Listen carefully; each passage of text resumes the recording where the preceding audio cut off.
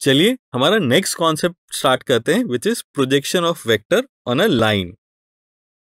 माना कि A B कोई वेक्टर है जिसे ए वेक्टर से डिनोट किया गया है। एल एक डायरेक्टेड लाइन है।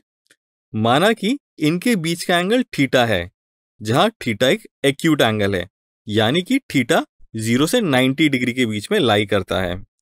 जब हम पॉइंट बी के ऊपर एक टॉर्च को ऑन करते हैं तो टॉर्च से निकलने वाली लाइट रेस लाइन BC के अलोंग होंगी।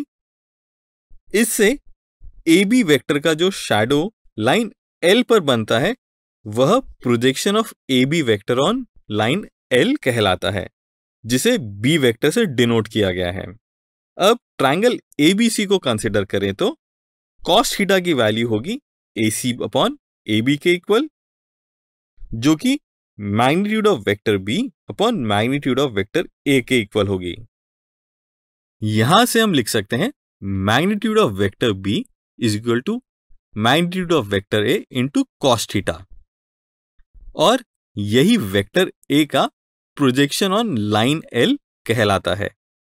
अब हम यदि A cos थीटा के न्यूमरेटर और डिनोमिनेटर में मैग्नीट्यूड ऑफ B वेक्टर से मल्टीप्लाई कर दें तो मैग्नीट्यूड ऑफ B वेक्टर की वैल्यू इस तरह से लिखी जा सकती है, जहां magnitude of A into magnitude of B cos theta को A डॉट B के इक्वल लिखा जा सकता है, और B vector upon magnitude of B vector को B कैप के इक्वल लिखा जा सकता है, जिससे मैग्नीट्यूड ऑफ B वेक्टर की value A vector dot B cap के इक्वल लिखी जा सकती है। यानी A वेक्टर का प्रोजेक्शन लाइन L के अलोंग A cos थीटा या A vector dot B cap के इक्वल होगा। अब हम A वेक्टर को कुछ इस प्रकार से लेते हैं, जो कि लाइन L के साथ थीटा एंगल बना रहा है, जहां थीटा की वैल्यू 90 डिग्री से 180 डिग्री के बीच में लाई करती है। अब हम पॉइंट B के ऊपर से एक टॉर्च को ऑन करते हैं, तब B वेक्टर A वेक्टर का projection on line L denote करता है। इन ट्रायंगल ABC यह एंगल 180 डिग्री माइनस थीटा के इक्वल होगा, जिससे हम लिख सकते हैं cos ऑफ 180 माइनस थीटा की वैल्यू होगी B वेक्टर का मैग्नीट्यूड अपॉन A वेक्टर का मैग्नीट्यूड।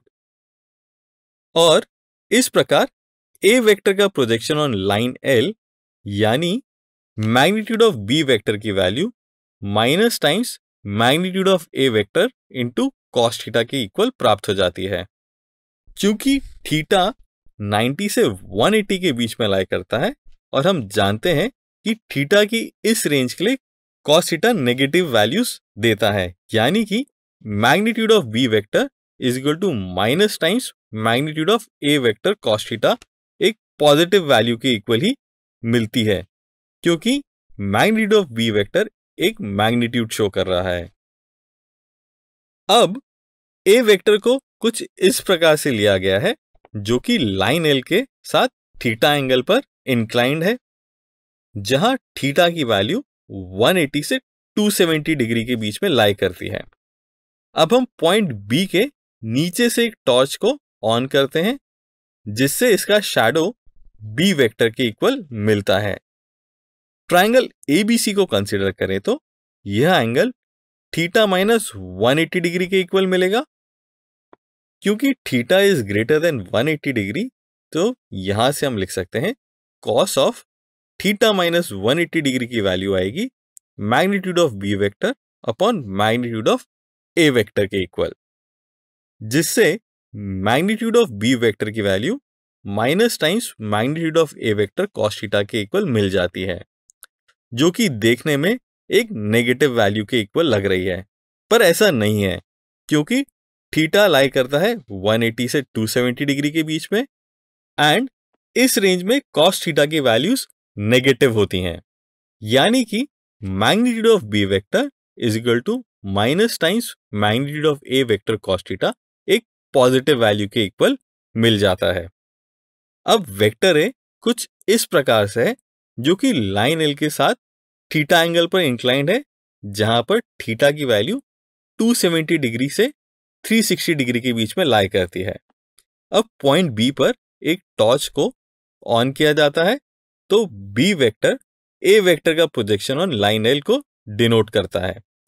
यहां पर ट्रायंगल एबीसी में यह एंगल 360 डिग्री माइनस थीटा के इक्वल होगा, जहां से कॉस ऑफ 360 माइनस थीटा की वैल्यू हमें magnitude of B vector upon magnitude of A vector के ही इक्वल मिलती है। और इस प्रकार मैग्नीट्यूड ऑफ बी वेक्टर की value magnitude of A vector into cos theta के इक्वल मिल जाती है। यहाँ थीटा 270 से 360 डिग्री के बीच में लाई करता है। That means cos theta will be positive और it will be greater than 0 and B की वैल्यू एक पॉजिटिव वैल्यू के ही इक्वल प्राप्त होती है। इस प्रकार हमने थीटा की अलग अलग वैल्यूज के लिए ए वेक्टर का projection on line L calculate कर लिया है, जहां प्रत्येक केस में मैग्नीट्यूड ऑफ बी वेक्टर की एक पॉजिटिव वैल्यू ही मिलती है। अब हम 3D स्पेस में एक पॉइंट ए लेते हैं जिसके कोऑर्डिनेट्स हैं a1, a2, a3। A vector point A के पोजीशन वेक्टर को डिनोट करता है। हम ए वेक्टर को लिख सकते हैं a1i cap plus a2j cap plus a3k cap. Vector OA x axis के साथ अल्फा एंगल, वाई एक्सिस के साथ beta angle and Z axis के साथ गामा एंगल बना रहा है, जो कि OA वेक्टर के डायरेक्शन एंगल्स कहलाते हैं। ए से एक्स एक्सिस पर प्रेजेंट पॉइंट P पर परपेंडिकुलर ड्रॉ करते हैं, जिससे OP की वैल्यू A1 के इक्वल मिल जाती है।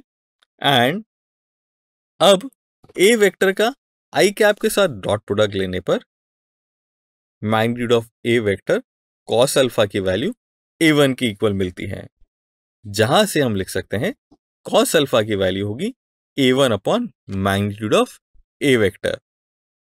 अब पॉइंट ए से वाई एक्सिस पर प्रेजेंट पॉइंट Q पर परपेंडिकुलर ड्रॉ करते हैं, जिससे OQ की वैल्यू A2 के इक्वल मिलती है। यहां ए वेक्टर को जे कैप के साथ डॉट प्रोडक्ट करने पर magnitude of A vector into cos beta की वैल्यू A2 के इक्वल मिल जाती है, जिससे हम कॉस बीटा की value A2 upon magnitude of A vector के इक्वल लिख सकते हैं। अब पॉइंट ए से जेड एक्सिस पर प्रेजेंट पॉइंट आर पर एक परपेंडिकुलर ड्रॉ करते हैं, जिससे OR की वैल्यू A3 के इक्वल मिल जाती है। फाइनली ए वेक्टर का के कैप के साथ डॉट प्रोडक्ट करने पर magnitude of A vector cos gamma की वैल्यू A3 के इक्वल प्राप्त होती है। और इस प्रकार कॉस गामा की value A3 upon magnitude of A vector के इक्वल मिल जाती है। इस प्रकार हम किसी वेक्टर ए के डायरेक्शन रेशियोज को उनके कंपोनेंट के फॉर्म में इस प्रकार भी एक्सप्रेस कर सकते हैं।